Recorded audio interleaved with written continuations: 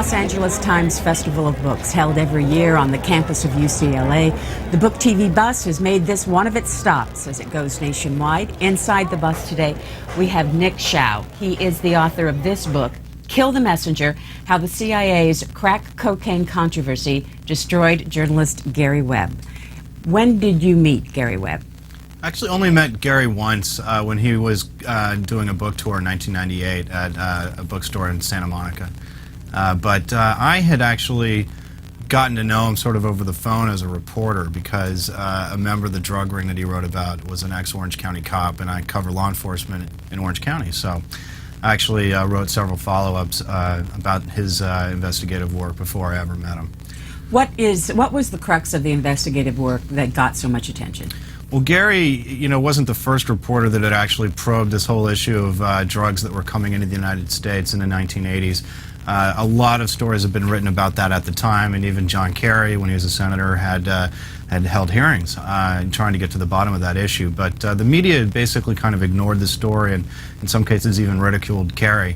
And Gary found out 10 years later where a lot of these drugs that were alleged to have come in during this Iran-Contra era had ended up, and connected them to the biggest crack dealer in LA history, Freeway Ricky Ross. And because Ross was already kind of a celebrity drug figure who the LA Times had labeled the kingpin of crack cocaine, his series received a lot of attention, especially in the black community, and it was, for a while at least, a huge sensation. He was on the television and radio every day. But a couple of months after his story came out, the major newspapers, which had pretty much ignored that story up until it reached a real fever kind of pitch, began printing stories attacking his work and claiming that there was no evidence that the CIA had any involvement with this drug ring or had anything to do with bringing drugs into the country. You write that his editors betrayed him. How?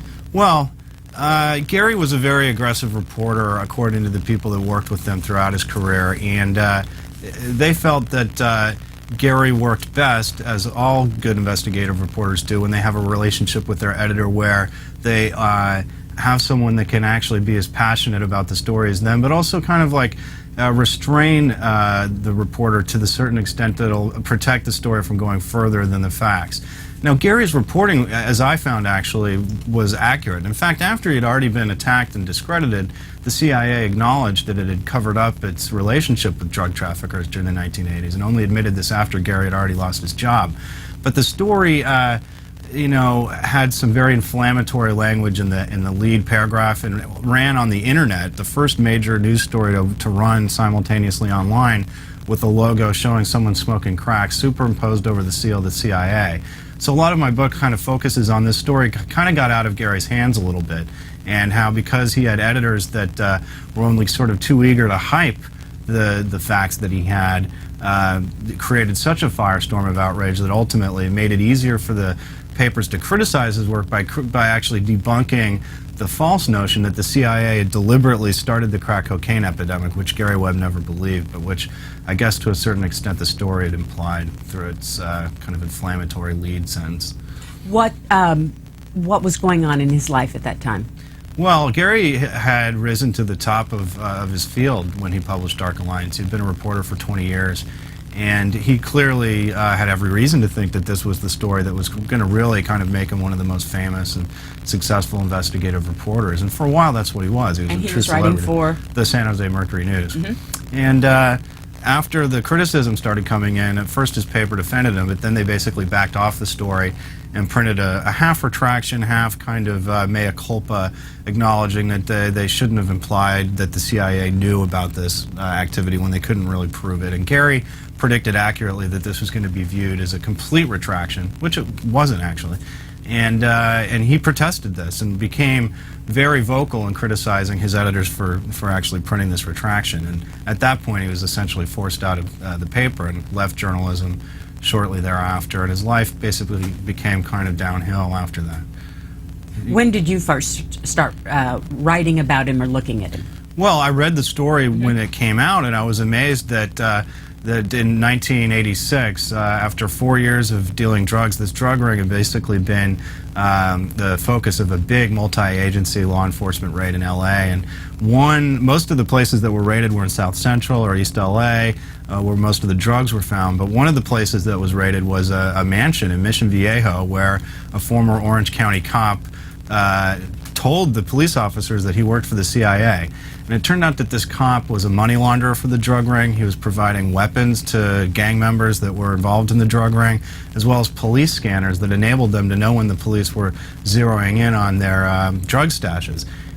So I spent several years actually investigating that one cop, filing Freedom of Information Act requests and getting records from the FBI and CIA, most of which were censored, but which revealed that, in fact, he did have a business relationship with the former chief of covert operations for the CIA.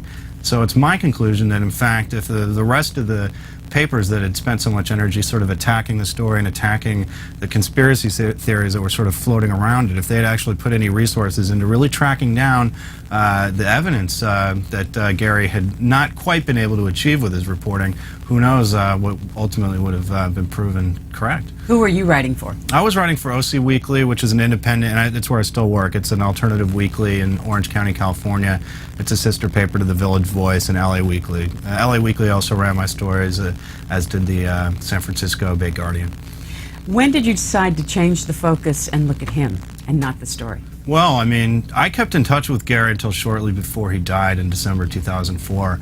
And I was very saddened when I learned and read in the newspaper that he committed suicide. And the obituary that ran in the LA Times was very, I felt, dismissive. And the LA Times had never even covered the CIA report that admitted for the first time they had worked with drug dealers. And in fact, this obituary was, to me, sort of insulting. And I felt that somebody needed to really write an accurate biography that really portrayed Gary Webb and the tragedy of his life, and also tried to answer some of the questions that have been kind of ignored in the scandal. You spent a lot of time with his family. Yeah, I would not have probably been able to have written this book or wanted to have written this book without the cooperation of his family, because I felt that Gary, as much as his story was kind of misunderstood by people who sort of used it for their own ends, you know, Gary was also very misunderstood. And I didn't, in fact, know him that well. I mostly knew him on a professional basis. But after he had left journalism and wrote his book, he was still being criticized as sort of a conspiracy theorist by people that were reviewing his book. And I found out that, in fact, this guy had always gone after corruption and abuses of power, regardless of a Democrat or Republican affiliation. He was kind of a equal opportunity muckraking journalist, and many of the people that he worked with now are at papers like the New York Times, and these people all remember Gary as actually like the model of what they wish more reporters would be like, a really hard-hitting investigative journalist that actually got results, actually exposed corruption. And you know, I think that this book is kind of a cautionary tale for people that are, you know, considering careers in investigative reporting, because it provides an inside account of how this story went so wrong. But it's also sort of begs the question of whether our country would be better off if we had more reporters like Gary Webb who you know, weren't afraid to take on very powerful institutions. What did he do wrong? Well, Gary, you know, it's not so much what he did wrong as what wasn't there to assist him in getting the story out. And what he didn't have were reporters, or rather editors, that were basically, he thrived at the Mercury News, but also before that at the Kentucky Post and the Cleveland Plain Dealer, where he had very tough editors that basically just sort of made sure that the headlines, especially the headlines, didn't go overboard. He had been sued a couple of times at the Cleveland Plain Dealer, but the settlements that the papers ultimately signed were over misleading headlines. And ultimately what I found out with Dark Alliance was the facts were there. It's just that the headline and the sort of the lead paragraphs, the kind of things that were rewritten over and over and over in the process of getting this story out, in which Gary ultimately doesn't entirely have control over, that's what caused the sort of misleading reaction. Meaning the editors were changing the actual text his story was rewritten so many times and went from a 4-part series to a 3-part series, back to a 4-part, back to a 3-part, where at the end of the day, he didn't even know what version was going to go into the paper because he was on vacation when it ultimately came out. And, you know, he deserves, all reporters, you know, have to take ownership for anything that appears under their name. There's no question about that. But he was the only person that suffered any consequences as a result of this story and ultimately paid a very heavy price. But the editors that basically, in one case, the managing editor that made sure that nobody else at the paper really knew about this project and wanted it to be his sort of, he thought that this was going to be a Pulitzer story and that he would get glory out of it. He stopped reading the story halfway through because he had applied for a corporate job and was no longer really paying any attention to the story at all. So I actually, among other people, I interviewed Leo Walensky, the managing editor of the LA Times, who was responsible for their criticism of Dark Alliance. And he told me, in retrospect, that Gary got way too much of the blame in this whole scandal. That other editors that were promoted who didn't do a good job editing that story deserved at least as much criticism as Gary got, and that Gary did exactly what you should expect from a great investigative reporter. He was trying to get the story out, and the LA Times, ironically, probably would have printed this story themselves, but they, as Leo Walensky put it, might have done a better job editing it. What happened after he left the paper, and what led to the suicide? Well, it's a pretty complicated story. When you're examining a suicide of anybody, I mean, there's a lot of different factors that play into it. But basically, all the people that I interviewed that knew Gary well felt that this story was pretty much the central event in his life. And that after his story exploded in his face and he lost his career in journalism, that's when he started experiencing major problems with depression. His depression lasted for years. He went through a divorce and ultimately committed suicide shortly after having to put his house on the market, and he was about to move in with his mother. He was 50 years old, and the only paper that would hire him was a small alternative weekly paper. He had just been recently laid off by a state government agency in Sacramento and wanted to get back into journalism. It's my feeling if he had been a little bit less depressed and more hopeful, he might have been able to get a better job, but as it was, the job that he had didn't pay the bills, and he just reached the end of his rope. What do you hope people will get from this book? Well, I mean, I think it's interesting because few people that are familiar with Gary Webb and with the Dark Alliance story don't already have their mind made up about it one way or the other. They either feel that it's complete nonsense and that Gary Webb was a terrible reporter, or they feel that Gary was a hero and that you know, he was unfairly criticized and possibly even assassinated by the CIA. Which, you know, was a major part of the reason why I wanted to write this book. Basically set the record straight about this guy. I found him to be a fascinating reporter, a fascinating human being, and his career spanning a few decades in journalism. He worked at some very interesting papers with some very interesting people, and the totality of his life, I think, is really a tribute to the best you know, aspirations of investigative reporting. So. What was the most interesting response you've gotten from it so far? Well, it's hard to say. One person who I won't mention because he hasn't publicly criticized the book felt that I was far too sympathetic to people that had criticized Gary's reporting when it counted.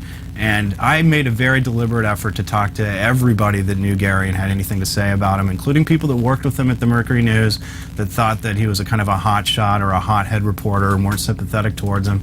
But I also interviewed all the critics that had published articles critical of Gary's work who would speak with me. So the book is as objective as I could make it, and it's as fair to everybody who is willing to share their views on it as I could possibly make it, because I think that that only strengthens the ultimate conclusion of the book. Where are the editors today? Well, one of them works for an environmental organization in New York City, left journalism. Jerry Sepos, who was the editor of the paper at the time, recently retired and is living on a vineyard in Northern California.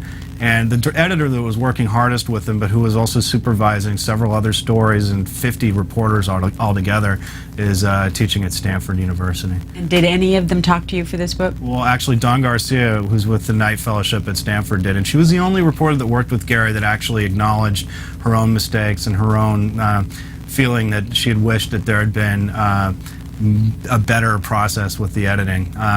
But I talked to a lot of people at the Mercury News. But the other editors above her that I feel were really ultimately responsible for the problems with the story were the only people, actually, that wouldn't talk to me. Nick Schou is the author of this book, Kill the Messenger, How the CIA's Crack Cocaine Controversy Destroyed Journalist Gary Webb. Thank you for your time. Thank you.